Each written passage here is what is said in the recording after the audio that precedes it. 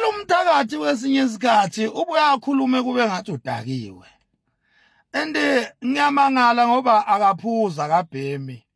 Kanti udakwa yini uphakela umthakathi ngoba zikhona nje izinkulumo zakhe ukuthi mawuyilalela uzokuthi udakiweke namhlanje uphakela umthakathi uphuzile. Awungitshele phakela umthakathi mawuthi wena you will create 1 million job as ubani. Wena uthi uzocreate imisebenzi e1 million in 6 months time towards the end of this year. Uzocreate imisebenzi e1 million njengobani? Ubani wena?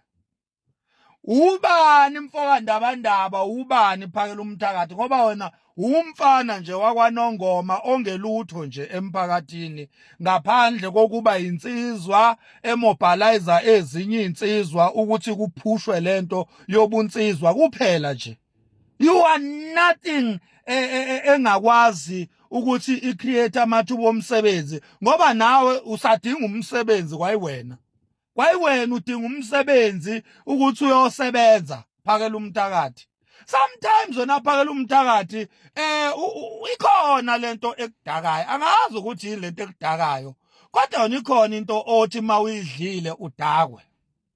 Uyabo ukhuluma lapha yana uthi wena uzohambela amazwe ase-Africa amazwe alamakwerekwere esiwaxoshayo la eSouth Africa uthi wena uzowalandela emazweni awo uyozama ukwamobilizer masimba manje la uphakela umthakathi. Wena phela umthakathi uyayibhema insangu wena emakhoneni nje ngiyakusola la ngasensangweni ngoba zikhona izinkulumo zakho oyayuthi mawuyikhuluma kuzwakale ongathi kune element yensangu. Uyabo uzwakale ukuthi engathi kubhemileke namhlanje.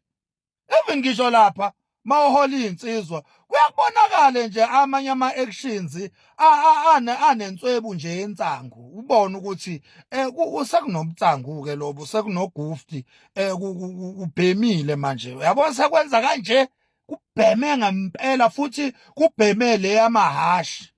Uyabo ngiyakhuza-ke mfoka ndabandaba njengengqwele yakho ukuthi yehlisa baba yehlisa remain nje kwi-level yakho uremain kwi-position yakho yeka ukuphapha yeka uku-exaggerate yeka ukukhuluma kakhulu kuze kweqe kade